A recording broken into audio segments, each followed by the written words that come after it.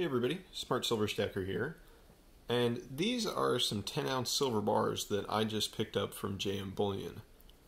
These bars are from a mint that I haven't purchased from before called MintID. I picked these up about a week ago, and I'm glad I snagged them when I did because now JM Bullion is sold out of this particular bar. As far as appearance goes, the bars are fine. They have a buffalo here on the front, along with this pattern here along the edges, and then they got the MintID logo there in the center.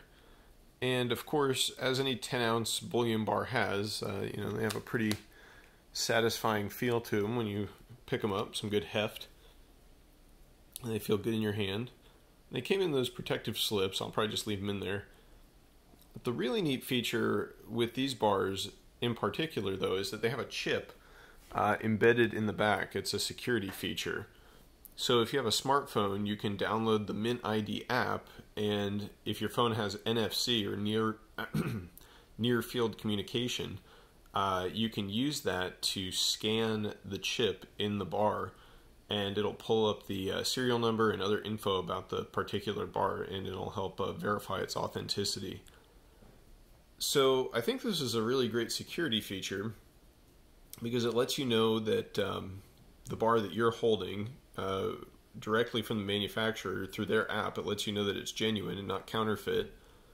And also, whenever you decide to go sell your bullion, whoever you're selling it to will just have an additional confirmation that your metal is real, and they'll be that much more confident purchasing from you. Now, it's not a perfect, foolproof solution to counterfeiting, I don't think. Not entirely, of course. In order to use it, you do need a smartphone and an internet connection and the app to even check the information on the chip. So it is reliant on that. You do need all of those things in order to check the authenticity. And I'm not an expert on encryption or microchips, but something tells me that if counterfeiters over in China, selling counterfeit stuff on Alibaba, really put their minds to it, they probably could figure out a way to create counterfeit chips or something that would mimic the signal that these chips put out. Maybe they could obtain a few and reverse engineer them or something like that. But I mean, in reality, I don't think a counterfeiter is ever going to actually go to that much trouble to counterfeit a MintID bar specifically, when they could just mint something, or they could just counterfeit something easier that wouldn't require so much work. So I would say the chances are close to zero that any counterfeiter would ever try to create a counterfeit of this specific product. So that definitely is an appealing feature of this bar. I mean, if you that's one of the main concerns with bars in particular, is counterfeiting. Not so much with the 10-ounce bars, but especially if you get up to the 100-ounce bar size, maybe MintID will put some of those out, or maybe they already have. Like I said, JM Bullion's already sold out, so I don't see any more of their products available at the moment. But it's just some nice security to have against the potential risk of having counterfeit bullion. And I was lucky enough to pick these up about 2 weeks ago. When I bought these bars, I paid about a 10% premium over the spot price of silver to get them. And that seemed a little high to me.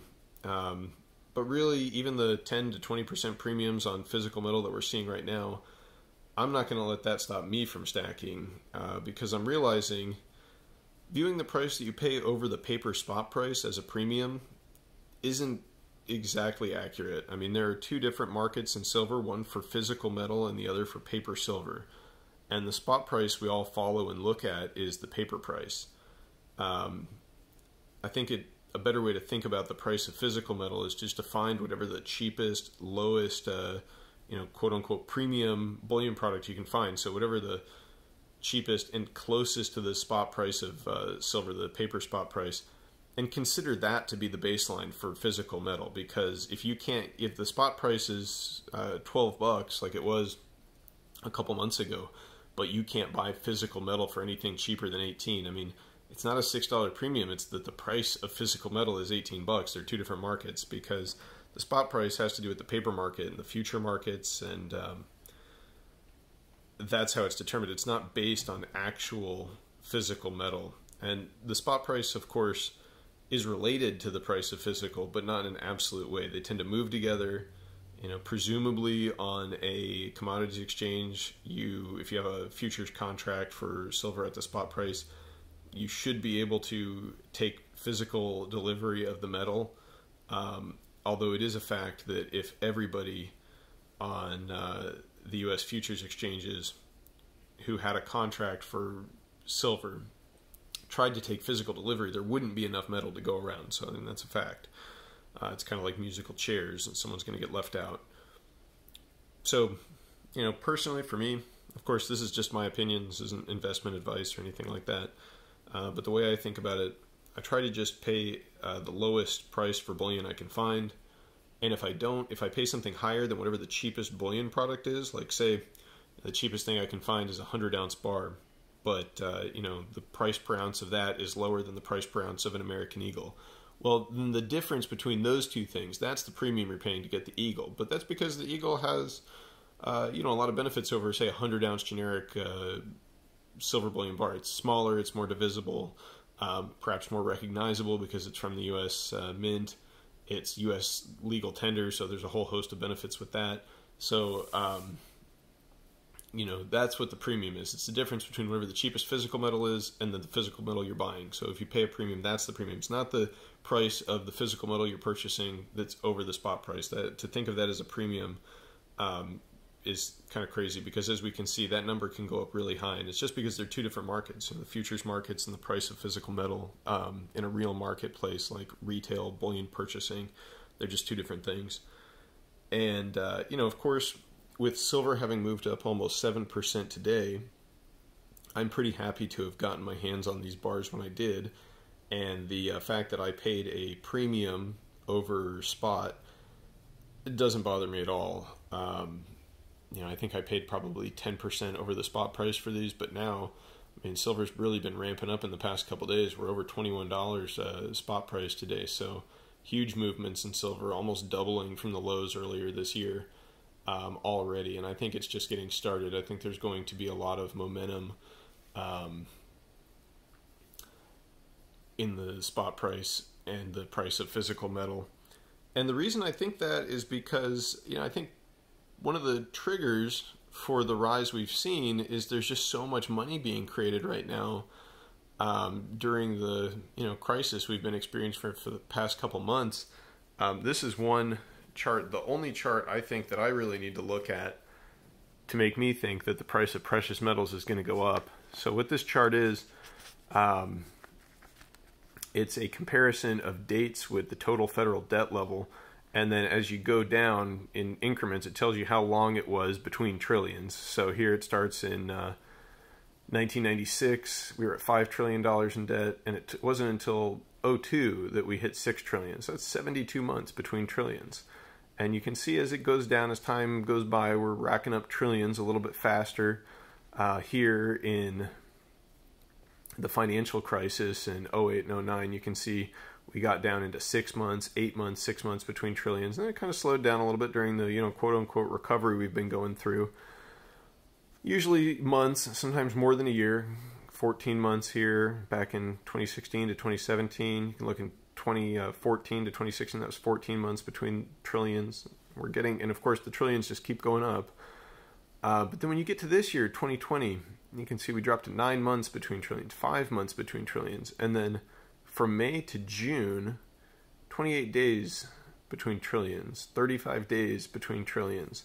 So, the rate at which money is being created and the dollar is being debased is rapidly increasing.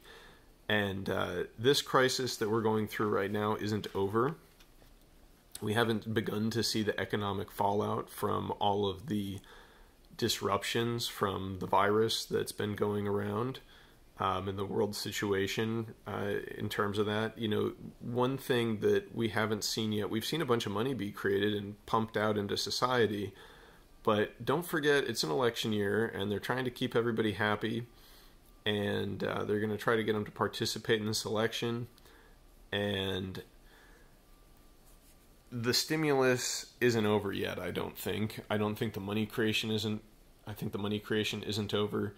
And the unemployment benefits the extended federal ones aren't even over yet. We're still in July. So when those run out, what's going to happen? I would be surprised if we don't see more money creation out in the form of stimulus, whether it be more direct checks to people or extended unemployment benefits. I mean, basically, society's on edge, and it's just all anti-riot money at this point.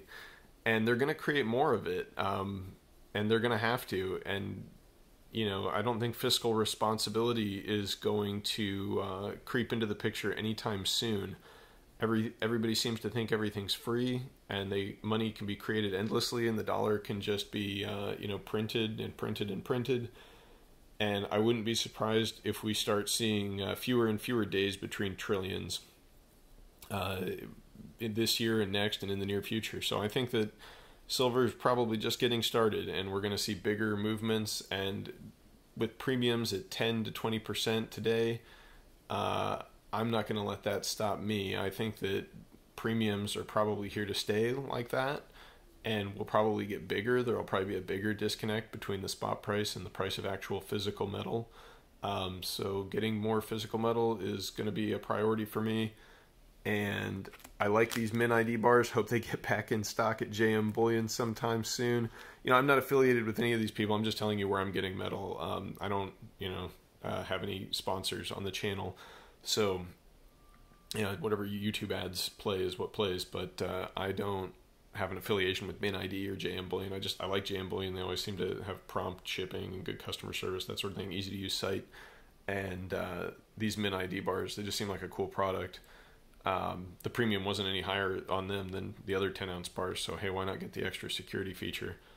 But anyway, thanks for watching, everybody. Let me know what you think about all the topics I covered in this video. What do you think is going to happen to the price of silver? Is it going to keep moving up? We're going to have some more big move up, big days like we had today. I think we may see that in the future, and there may be some correction as well, but I think, at least in the near future, the trend is going to be up, and we might finally be breaking out here with the money creation and the debasement of the dollar that we're seeing. I think that might be finally the thing that lights silver up and gets it moving for the possibly a you know, big move up over $50, over you know, new all-time highs. So we'll see. But anyway, thanks for watching, everyone. Appreciate it. Hope you comment below. Always like it when you comment. Try to respond as much as possible. If you have any questions or you'd like to see me do a video about any topic, let me know that too.